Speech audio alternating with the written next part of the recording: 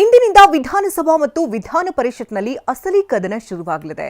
ಸಂಪುಟ ವಿಸ್ತರಣೆ ದಿನದಿಂದ ನಾಗೇಂದ್ರ ವಿಚಾರಕ್ಕೆ ಬಿಜೆಪಿ ನಿಗಿ ಅಂತಿದೆ. ಸದನದೊಳಗೂ ಸಮರ ಸಾರೋದಕ್ಕೆ ಸಜ್ಜಾಗಿದೆ.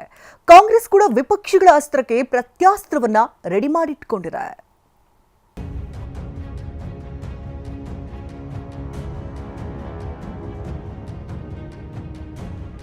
ವಿಧಾನಸಭೆ ಅಧಿವೇಶನದಲ್ಲಿ ಇಂದಿನಿಂದ ಅಸಲಿ ಕದನ.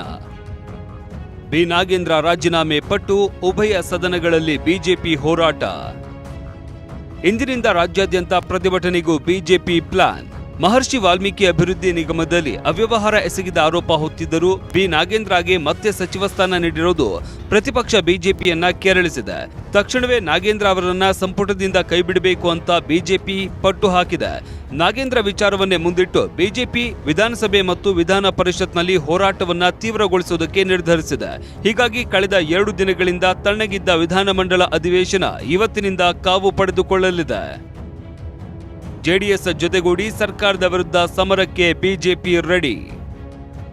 ಸರ್ಕಾರದ ವಿರುದ್ಧ ಝಳಪಿಸಲು ಪ್ರಮುಖ ಅಸ್ತ್ರಗಳು ಸಿದ್ಧ. ಸರ್ಕಾರದ ವಿರುದ್ಧ ಹಲವು ವಿಚಾರ ಮುಂದಿಟ್ಟು ಜೆಡಿಎಸ್ ಜೊತೆಗೂಡಿ ಸದನದ ಒಳಗೆ ಮತ್ತು ಹೊರಗೆ ಹೋರಾಟಕ್ಕೆ ಬಿಜೆಪಿ ಅಣಿಯಾಗಿದೆ. ಇದಕ್ಕಾಗಿ ಪ್ರಮುಖ ಅಸ್ತ್ರಗಳನ್ನು ಪ್ರಯೋಗಿಸುವುದಕ್ಕೆ ಸಜ್ಜಾಗಿದೆ. ವಾಲ್ಮೀಕಿ ನಿಗಮದ ಹಗರಣಗಳ ಆರೋಪಿ ಬಿ ನಾಗೇಂದ್ರ ರಾಜೀನಾಮೆ ವಿಚಾರವನ್ನೇ ಪ್ರಮುಖ ಅಜೆಂಡಾ ಮಾಡಿಕೊಂಡು ಉಭಯ ಸದನಗಳಲ್ಲಿ ಪಟ್ಟು ಹಿಡಿಯುವುದು. ಇನ್ನು ಒಬ್ಬರೇ ಒಬ್ಬರು ಮಹಿಳಾ ಶಾಸಕರಿಗೆ ಸಚಿವ ಸ್ಥಾನ ನೀಡಿರುವುದನ್ನ ಮುಂದಿಟ್ಟುಕೊಂಡು ಕಾಂಗ್ರೆಸ್ ಸರ್ಕಾರದ ವಿರುದ್ಧ ಮಹಿಳಾ ವಿರೋಧಿ ಎಂಬ ಹೋರಾಟ ಮಾಡುವುದು. ಗ್ಯಾರಂಟಿ ಯೋಜನೆಗಳ ಪರಿಷ್ಕರಣೆ ನೆಪದಲ್ಲಿ ಕಳೆದ 5-6 ತಿಂಗಳಿನಿಂದ ವಿಧವಾ, ವೃದ್ಧಾಪ್ಯ ಮತ್ತು ವಿಕಲಚೇತನರ ಪಿಂಚಣಿಗಳನ್ನ ಸ್ಥಗಿತಗೊಳಿಸಿರುವುದು. ಇದಿಷ್ಟೇ ಅಲ್ಲ, ಬಿಡದಿ ಬಳಿ ಕೈಗೊಳ್ಳೋದಕ್ಕೆ ಉದ್ದೇಶಿಸಿರುವ ಭ್ರಷ್ಟಾಚಾರದ ಆರೋಪಿತ ಬೃಹತ್ ಟೌನ್ಶಿಪ್ ಯೋಜನೆ ಸ್ಥಗಿತಗೊಳಿಸಬೇಕು ಎಂದು ಪಟ್ಟು ಹಿಡಿಯುವುದು ಅಲ್ಲದೆ ಆರ್ಎಸ್ಎಸ್ ಗುರಿಯಾಗಿಸಿಕೊಂಡು ಸಾರ್ವಜನಿಕ ಸ್ಥಳ ಬಳಕೆ ತಡೆಗೆ ಹೊಸ ಮಸೂದೆ ರೂಪಿಸಿರುವುದರ ವಿರುದ್ಧ ಹೋರಾಟಕ್ಕೆ ಬಿಜೆಪಿ ಸಜ್ಜಾಗಿದೆ. ಇನ್ನು ವಿಧಾನ ಪರಿಷತ್ ಸಭಾಪತಿ ಬಸವರಾಜ ಹೊರಟ್ಟಿ ಅವರನ್ನ ಬಲವಂತವಾಗಿ ಕೆಳಗಿಳಿಸಿ ರಾಜಕೀಯ ಲಾಭಕ್ಕಾಗಿ ಕಾಂಗ್ರೆಸ್ ತನ್ನ ನಾಯಕರನ್ನ ನೇಮಿಸುವುದಕ್ಕೆ ಮುಂದಾಗಿದೆ. ಈ ಮೂಲಕ ಸಾಂವಿಧಾನಿಕ ಹುದ್ದೆಗಳ ದುರುಪಯೋಗ ಮಾಡಿಕೊಳ್ತಾ ಇದೆ ಅಂತ ಧ್ವನಿ ಎತ್ತುವುದಕ್ಕೆ ಬಿಜೆಪಿ ಸಜ್ಜಾಗಿದೆ.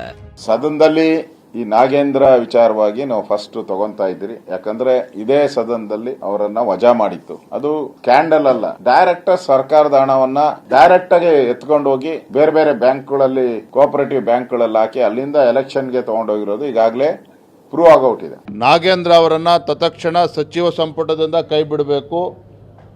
ಅವರನ್ನ ಬಿಟ್ಟು ಇನ್ನೂ ಇಬ್ಬರನ್ನ ಬೇಕಾದ್ರೆ ಆ ಸಮುದಾಯದಿಂದ ನೀವು ಮಂತ್ರಿಗೆ ಕ್ಯಾಬಿನೆಟ್ಗೆ ಸೇರಿಸ್ಕೊಳ್ಳಿ, ನಮ್ದೇನು ಕೂಡ ಅಭ್ಯಂತರ ಇಲ್ಲ.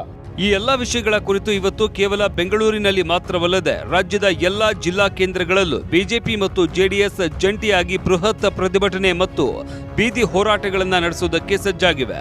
ಒಟ್ಟಾರೆಯಾಗಿ ಇವತ್ತಿನಿಂದ ಉಭಯ ಸದನಗಳು ಕಾವೇರೋದು ಪಕ್ಕಾ ಆಗಿದೆ. Bureau report, TV9.